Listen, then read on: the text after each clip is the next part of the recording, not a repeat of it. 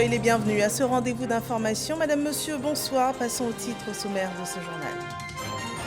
Sommet extraordinaire de la CEDEAO sur la situation socio-politique en Guinée et au Mali sur le cas des 46 soldats ivoiriens retenus par les autorités maliennes. Rencontre en marge de la 77e session de l'Assemblée générale des Nations Unies. Une nouvelle mission de médiation composée de 3 présidents africains est annoncée pour la libération des militaires ivoiriens. Et puis les premières dames d'Afrique engagées pour la paix se sont aussi rencontrées autour du sujet de la participation féminine dans la promotion de la paix et de la sécurité sur le continent. L'expérience de la Côte d'Ivoire et les engagements des autorités pour booster la femme ont été partagés par la première dame, Dominique Ouattara. Nous parlerons aussi du coût du carburant qui reste stable en Côte d'Ivoire mais grimpe chez nos voisins depuis le début de la crise en Ukraine. Une résilience observée après un tour des capitales de la sous-région. On fait le point ce soir. Bienvenue dans 123h. Le président de la République, Alassane Ouattara, est de retour en Côte d'Ivoire ce 23 septembre. Alassane Ouattara a effectué une visite officielle au Vatican et a pris part à la 77e session de l'Assemblée générale des Nations Unies ainsi qu'au sommet extraordinaire de la CEDEAO à New York. Les images de son retour sont commentées par Jérôme Kofi Abola. Le président de la République, Alassane Ouattara, de retour en Côte d'Ivoire, après quelques jours passés à l'extérieur. À son arrivée à l'aéroport international Félix Houphouët-Boigny de Port-Bouët ce vendredi, en début d'après-midi, il a été accueilli à sa descente d'avion par le vice-président de la République, Thiemoko Méliès-Koné, avec le Premier ministre Jérôme Patrick Haché. Le chef de l'État a regagné Abidjan, en provenance de New York, aux États-Unis, où il a pris part à la 77e session ordinaire de l'Assemblée générale des Nations unies. Session au cours de laquelle le président Alassane Ouattara a pris la parole et plaidé pour la paix dans le monde, en Afrique et surtout dans la sous-région. L'étape de New York, il faut le rappeler, a été précédée par celle de Rome, en Italie, où le président Alassane Ouattara a effectué une visite officielle au Vatican. Une occasion pour le chef de l'État ivoirien d'échanger avec sa sainteté le pape François sur le renforcement des relations entre la Côte d'Ivoire et le Saint-Siège. Il a également été reçu au cours d'un déjeuner de travail par le président de la République italienne, Sergio Mattarella. Revenons sur l'étape de New York où le chef de l'État, Alassane Ouattara, prenait part cette semaine à la 77e session des Assemblées générales des Nations unies. En marge de ces assises, il s'est tenu un sommet extraordinaire de la CEDEAO ce jeudi, une réunion centrée sur la situation sociopolitique au Mali et en Guinée, ainsi que sur la libération des 46 soldats ivoiriens retenus par les autorités maliennes. Et sur cette affaire, la CEDEAO annonce une mission de haut niveau composée des présidents du Togo, du Sénégal et du Ghana. L'essentiel à retenir dans ce reportage de Awa Touré. New York, 866 UN Plaza, les chefs d'État et de gouvernement de la communauté économique des États de l'Afrique de l'Ouest, CEDEAO, se sont retrouvés en session extraordinaire sur la situation au Mali et en Guinée. L'occasion d'échanger sur la question des 46 soldats ivoiriens détenus depuis le 10 juillet 2022 à Bamako et d'évaluer la mise en œuvre des chronogrammes de sortie des crises et les recommandations formulées le 3 juillet dernier à Accra sur les transitions en cours au Mali et en Guinée. Les coups d'État ne sont pas acceptables dans l'espace de la CEDEAO. Dans ce contexte, donc, les chefs d'État demandent une période de transition acceptable. Alors, ils ont pris la décision d'appliquer quelques sanctions et les sanctions vont tomber. Et vous allez avoir les détails, mais c'est les décisions que les chefs d'État ont prises.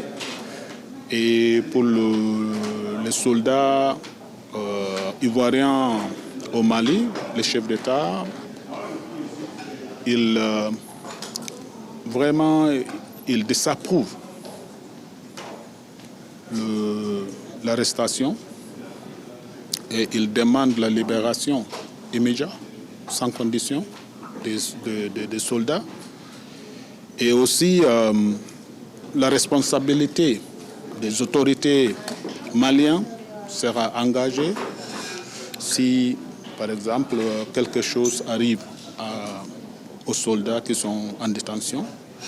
Et ils ont décidé de former un comité de haut niveau composé du président du Ghana, du Sénégal et du Togo pour une mission de haut niveau à Bamako très bientôt. Les dirigeants de la CEDEAO ont également examiné les conclusions du rapport de son médiateur désigné, Thomas Yahi Boni, avant de prendre des sanctions supplémentaires contre la Guinée. Et les premières dames d'Afrique en mission pour la paix se sont aussi rencontrées à New York. Une réunion de haut niveau sur le rôle des femmes et des filles dans la promotion de la paix, de la sécurité, promouvoir une culture de la paix dans les contextes fragiles. La première dame ivoirienne Dominique Ouattara y a présenté la situation de la Côte d'Ivoire et les investissements du gouvernement ivoirien en termes de participation féminine et dans le cadre de l'émancipation des femmes. Le détail avec Mahama Traoré. Dominique Ouattara, motivée une fois de plus pour la cause des femmes africaines. Depuis New York, la première dame de Côte d'Ivoire se joint à ses sœurs membres de la mission de paix des premières dames d'Afrique, MIPREDA, pour statuer sur le rôle des femmes et des filles dans la promotion de la paix et de la sécurité. Une rencontre d'échange tenue en marge des travaux de la 77e session ordinaire de l'Assemblée générale des Nations unies. À son tour de parole, Dominique Ouattara ne manque pas de partager sa foi en la femme africaine. Notre continent recèle de femmes leaders, disposant de capacités intellectuelles et de compétences solides pour occuper des postes de décision importants dans la société. Il nous revient de mettre tout en œuvre pour leur permettre d'exercer pleinement leur rôle dans la consolidation de la paix et dans la prise de décision à tous les niveaux. Ce message d'engagement lancé à ses consoeurs, la première dame de Côte d'Ivoire partage son expérience personnelle de promotion de la gente féminine. Celle fondée sur la contribution à leur autonomisation financière avec le FAFSI, Fonds d'appui aux femmes de Côte d'Ivoire, qui compte à ce jour plus de 325 000 bénéficiaires. Les témoignages que nous recevons de nos bénéficiaires sont éloquents. En effet, nos sœurs devenues financièrement autonomes nous racontent qu'elles sont aujourd'hui des personnages incontournables au sein de leur communauté et qu'elles sont consultées pendant les prises de décision. C'est ainsi que lors des crises post-électorales que notre pays a traversées, les femmes ont joué un rôle majeur dans le règlement des conflits.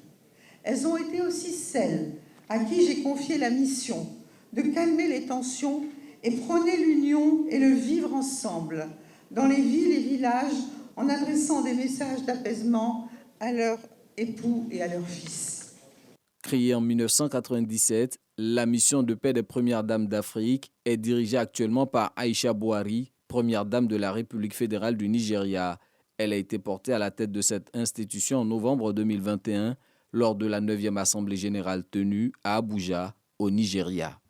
Et voilà des rencontres tenues en marge de la 77e session de l'Assemblée générale des Nations unies. En Côte d'Ivoire, une œuvre littéraire met en lumière l'apport de la Côte d'Ivoire au Conseil de sécurité des Nations unies au cours de ses 3 mandats à un poste de membre non permanent.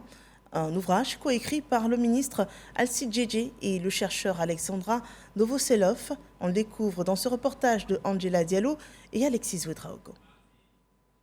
La Côte d'Ivoire au Conseil de sécurité des Nations unies.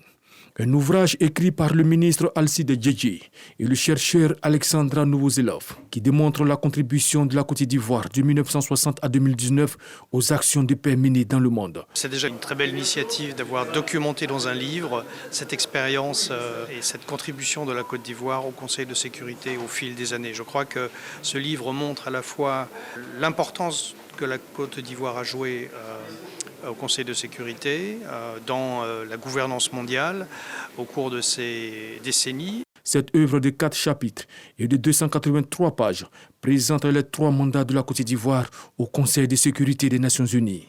L'auteur partage l'expérience diplomatique de la Côte d'Ivoire et espère passer le relais à la nouvelle génération de diplomates ivoiriens. Ce livre est un prétexte pour rendre hommage à deux leaderships.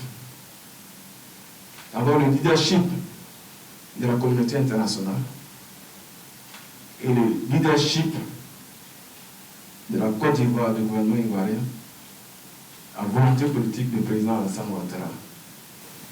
Sans appui de la communauté internationale, un pays ne peut pas sortir seul de la crise. La Côte d'Ivoire au Conseil de sécurité des Nations Unies, 1960-2019, est un livre à la fois pédagogique et didactique. Il est destiné aux étudiants, aux enseignants et à l'ensemble du grand public mordu de questions de diplomatie et des relations internationales. Voilà un livre pour l'histoire et les générations à venir des diplomates ivoiriens. Nous restons dans l'actualité de parlementaires. À présent, le président de l'Assemblée nationale, Adama Bictogo, est en France. Il a pris part à 2 séances de travail avec les présidents du Sénat et de l'Assemblée nationale de la République française. Des rencontres pour consolider les relations de coopération qui existent entre l'Assemblée nationale de Côte d'Ivoire et les 2 institutions qui tiennent le pouvoir législatif en France. Herman Guivet. Le président de l'Assemblée nationale de Côte d'Ivoire, Adama Bictogo, reçu au Sénat français, accueilli par le président du Sénat français, Gérard Larcher. Adama Bictogo et son hôte posent devant les caméras pour la postérité. Échange de civilité suivi de l'entame des sujets à l'ordre du jour de cette rencontre.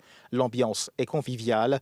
Au terme d'une 40aine de minutes d'échange, direction l'une des salles du Sénat français, le président de l'Assemblée nationale de Côte d'Ivoire, Adama Bictogo, appose sa signature dans le livre d'or de l'institution et y inscrit des mots qui célèbrent l'excellence des relations entre les 2 parlements. Je retiens l'engagement de nos 2 institutions, Assemblée nationale de Côte d'Ivoire et Sénat de la République française, à bâtir des liens solides de coopération au profit des intérêts de nos 2 peuples, français et ivoiriens. Merci, Monsieur le Président.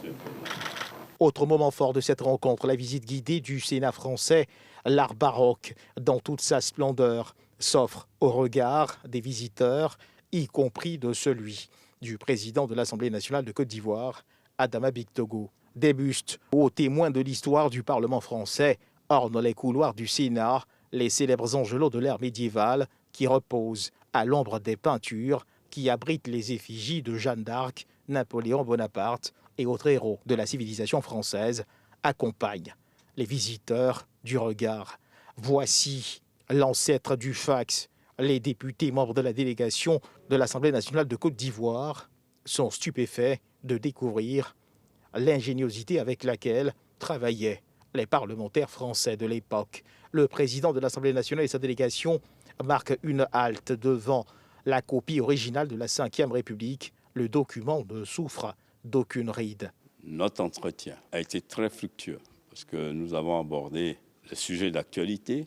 Cette visite guidée nous a permis non seulement de découvrir le Sénat, d'apprécier la grandeur de la France, mais surtout de nous inspirer du fonctionnement du Sénat et de mettre en place un pont entre le Sénat et le Parlement ivoirien, à l'effet de pouvoir donc disposer, nous, Côte d'Ivoire, bénéficier de la grande expérience de la France, mais en retour aussi, qu'ils puissent bénéficier de notre expérience. L'excellence des relations entre le président Emmanuel Macron et le président Alassane Ouattara font que notre présence ici s'inscrit donc dans cette dynamique de relations déjà fortes, étroites. Il est plus que important, je dirais même pressant, que la Côte d'Ivoire et la France renforcent encore le lien et que nous organisions ensemble nos visions. Cap est ensuite mis sur l'Assemblée nationale française. Adama Bictogo rencontre Yaël Braun-Pivet, présidente de l'Assemblée nationale française, pour un tête-à-tête. Nous allons donc mettre en place un protocole d'accord, porté sur des sujets, de telle sorte que nos commissions puissent se rencontrer, à l'effet donc de consolider cette relation existante. Nous avons convenu, les 2 assemblées, de conjuguer nos efforts à l'effet d'accompagner les différents exécutifs sur des sujets de grande crise. Nous sommes dans l'attente de bénéficier de leur expérience en tant qu'assemblée ancienne et en plus de vécu que notre assemblée en Côte d'Ivoire. Prochaine étape de cette visite du président de l'Assemblée nationale en République française, le Quai Branly. Et nous poursuivons en parlant toujours de collaboration et toujours dans le cadre des activités parlementaires. À Yamoussoukro, le président du Sénat, Jeannot Ahoussou-Kouadio, a reçu le Sénat des jeunes de Côte d'Ivoire, désigné prix d'excellence 2022 du président de la République. Ces jeunes ont sollicité le soutien de la Chambre haute du Parlement pour mener à bien leur mission. Kader Sogodogo. Il est 12h30 à GMT lorsque Jeannot Ahoussou-Kouadio, président du Sénat, reçoit au siège de son institution le Sénat des jeunes de Côte d'Ivoire, auréolé par sa récente distinction avec le prix d'excellence 2022 du président de la République dans le domaine du volontariat et du bénévolat. Un prix qui est présenté au président de la Chambre haute. Le faisant, les jeunes du Sénat de Côte d'Ivoire veulent avoir le soutien du président Jeannot Ahoussou-Kouadio pour poursuivre leurs actions. Nous sommes le Sénat des jeunes. Pas pour contrôler l'action gouvernementale, Monsieur le Président, mais nous souhaiterons être des ambassadeurs. Des ambassadeurs de votre institution pour permettre de faire la promotion de cette belle institution au sein de notre génération. Tout en félicitant ces jeunes pour le prix d'excellence 2022, Jeannot Ahoussou-Kouadio les a invités à continuer de travailler d'arrache-pied pour le rayonnement de la Côte d'Ivoire. Alors continuez à servir. La rétribution viendra un jour. Chers jeunes, je vous exhorte à la cohésion. Demeurez entre vous, soyez forts. Vous avez toutes les bénédictions de tous les sénateurs de Côte d'Ivoire. Le Sénat des jeunes de Côte d'Ivoire comprend 820 sénateurs répartis dans 28 régions du pays. Au plan sous-régional, les travaux de la 32e session extraordinaire du comité interparlementaire de l'UEMOA se sont achevés. Rencontre consacrée à la lutte contre les produits de santé de qualité inférieure et falsifiés au sein de l'Union. Il a aussi été question du programme régional de formation professionnelle. Le détail avec Abou Sanogo. Pour les députés membres des parlements des 8 États de l'UEMOA, l'Union économique et monétaire ouest-africaine, il faut de grandes décisions pour lutter efficacement contre les produits de santé de qualité inférieure et falsifiés au sein de l'Union. Et sur le programme régional de formation professionnelle, nouvelle dynamique de collaboration entre acteurs régionaux. Nous avons compris qu'au niveau de l'Union, il reste encore beaucoup de choses à faire et que nos gouvernants doivent prendre à bras le corps cette préoccupation qui n'est plus un point à démontrer. Dans nos États, à travers les communications que nous avons eues, vous aurez dû comprendre qu'au niveau des problématiques en ce qui concerne les produits de pharmacie de qualité inférieure et falsifiés, qu'il y a une absence de prise de décision forte au niveau des gouvernants. Un plaidoyer et des recommandations sont attendus par les dirigeants de l'espace communautaire pour le bien-être des populations des pays membres de l'Union. Notons que la 32e session extraordinaire du comité interparlementaire de l'UEMOA sera suivie le lundi prochain d'un atelier de renforcement des capacités des élus membres de cette organisation sous-régionale. Le comité interparlementaire est un organe de contrôle démocratique. Il constitue une véritable représentation des populations de l'UEMOA dans leur diversité culturelle, intellectuelle et professionnelle. Et nous voyons à présent le point sur la situation du coronavirus en Côte d'Ivoire.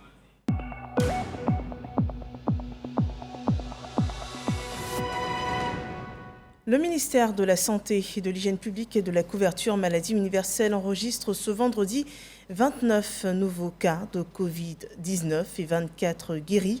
À cette date du 23 septembre, 66 cas de Covid-19 sont toujours actifs. Le pays est toujours aussi engagé pour l'éradication du virus.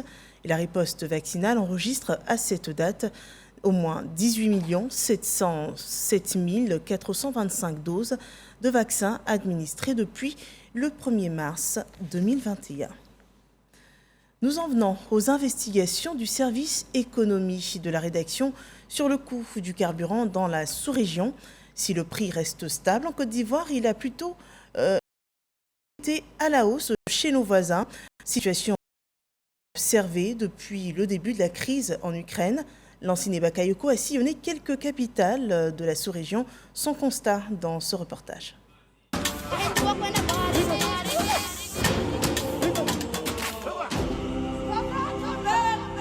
Hausse continue des prix et parfois pénurie de carburant.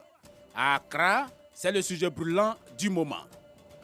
Et cette station d'essence au cœur de la capitale ghanéenne symbolise à elle seule ces deux problématiques. À cause du rationnement, Joris, taximène, n'a pu être servi. C'est comme ça notre quotidien depuis quelques mois. Si vous ne vous réveillez pas tôt, pas sûr de pouvoir avoir du carburant. Vraiment difficile. Je me demande quand est-ce que nous allons faire pour sortir de cette situation déprimante. Non seulement ce n'est pas facile d'avoir de l'essence, quand la chance vous sourit, ça coûte bien trop cher. La recette, c'est comme la loterie. En cause, les prix exorbitants. Presque 1000 francs le litre de gazole, contre 795 francs le super sans plomb. Les autorités ghanéennes accusent la crise de russo-ukrainienne, aux grandes dames des transporteurs qui se disent désabusés. Oui, il est vraiment dommage que le gouvernement s'abrite toujours derrière cette crise russo-ukrainienne. Un conflit à plus de 10 000 km. Bon, à cette allure, pas de perspective pour l'économie ghanéenne. Mais les premiers à prendre les pots cassés, ce sont les usagers. 1000 francs, c'est à ce prix que Dairou achetait son ticket pour rejoindre sa ville de Winneba. Aujourd'hui, il en faut le double. Nous, les voyageurs, nous ne sommes pas du tout contents parce que c'est trop cher. Si vous êtes travailleur, vous touchez combien? Pour pouvoir voyager, combien de fois vous allez voyager pendant l'année? Pour aller à Ouar, revenir ici, surtout si vous faites des affaires, c'est beaucoup plus grave. De l'autre côté de la frontière au Burkina Faso, les autorités publiques multiplient les actions pour contenir les prix et la disponibilité du carburant. Cet après-midi, visite des installations de la Société nationale en charge des hydrocarbures. Malgré les assurances, la pompe explose. 2 hausses successives en moins de 3 mois. Le super, c'est désormais 750 et 675 francs pour le gazole. Les usagers sont à la peine. Si le carburant monte, ça joue énormément sur nous. Donc si ça monte, évidemment, ça augmente notre coût de revient. Au Burkina Faso, les prix à la pompe sont subventionnés. Mais dans ce pays, confronté à de sérieux défis sécuritaires, les engagements liés à ces subventions ne sont pas nécessairement respectés, provoquant une certaine inquiétude chez les marketeurs. C'est le cas au siège de cette compagnie pétrolière basée à Ouagadougou. C'est vrai que le gouvernement y fait beaucoup d'efforts en faisant la péréquation. La question que nous tous on se pose et qu'on se demande si les prix continuent à flamber, est-ce que le gouvernement pourra continuer la péréquation et jusqu'à quel niveau? Inquiétude, c'est également le sentiment de beaucoup de Sénégalais rencontrés dans les rues de Dakar, comme ce conducteur de taxi qui nous transporte de Sacré-Cœur à la gare routière de Colobane. Tu dépenses combien de carburant par jour? Avant, c'est de 10 000, 11 000, 12 000, 12 500. Et maintenant? Mais ici, maintenant, les mamans là dépensent 20 000 ou 18 000. C'est beaucoup d'argent, c'est trop cher. Au Sénégal, l'essence se vend à 890 francs le litre, contre 655 francs pour le diesel. Ce sont les montants issus des dernières augmentations qui datent seulement de juin. Les clients, à chaque fois, ils sont en train de dire que le transport, c'est trop cher. Actuellement, partout au Sénégal, quand il achète ici à prix de 50 francs, demain, quand il vient, on augmente ça. Si on peut diminuer ça, le prix du transport ou bien le prix du carburant, ça sera mieux, quoi. Depuis la crise russo-ukrainienne, le gouvernement sénégalais a déjà dépensé au moins 100 milliards de francs CFA au titre des subventions en faveur des produits pétroliers. Et si la subvention est maintenue, ce sera au moins 200 milliards de francs CFA qui seront dépensés par le gouvernement du Sénégal. Pas si sûr, puisque les autorités avec lesquelles nous avons échangé ont affirmé qu'elles ne pouvaient pas se permettre une nouvelle subvention. Selon ce spécialiste des hydrocarbures basé à Dakar, La note aurait pu être beaucoup plus salée si le gouvernement n'accordait pas de subventions. Cet effort est appréciable par les populations et pour nous, acteurs du monde du travail et acteurs sociaux. Mais jusqu'à quand l'État peut tenir? C'est ça la grande question. Dakar mise sur la mise en exploitation des gisements découverts dès 2023. À l'inverse de la quasi-totalité de ses voisins, la Côte d'Ivoire pratique des tarifs moins élevés. À la pompe, l'essence revient à 735 francs et le gazole à 615 francs. Un énorme sacrifice pour l'État avec un manque à gagner qui atteindra les 555 milliards de francs CFA à fin septembre. Malgré les déficits qui s'accumulent, des mesures sont prises pour préserver le pouvoir d'achat des populations. Mieux, la disponibilité du carburant est garantie avec des stocks importants. Le produit est disponible en Côte d'Ivoire, partout ailleurs. Il a été question de rupture, de rationnement. Et la question n'était même pas, je dirais, le prix du produit, combien ça coûte. La question, c'était plutôt quand est-ce qu'on aura du gasoil, quand est-ce qu'on aura de l'essence. C'est ce qui s'est passé autour de nous. Mais en Côte d'Ivoire, grâce à la CIR, on n'a pas connu ce phénomène. Le prix à la pompe est administré et le gouvernement en fixe le niveau en début de chaque mois en fonction de 4 principaux paramètres. Le coût du pétrole et de son raffinage, le coût de son transport, la marge du distributeur et enfin les taxes nationales. Avec cette situation de crise ukraino-russe, l'État a décidé de ne pas appliquer la réalité des prix des cours internationaux. On avait craint un impact négatif sur nos volumes.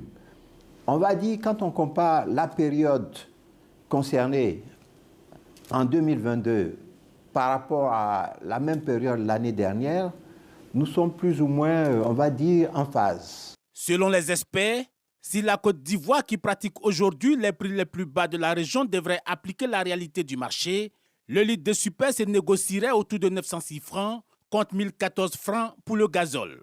En attendant, la subvention va représenter au moins 760 milliards de francs CFA à fin décembre 2022.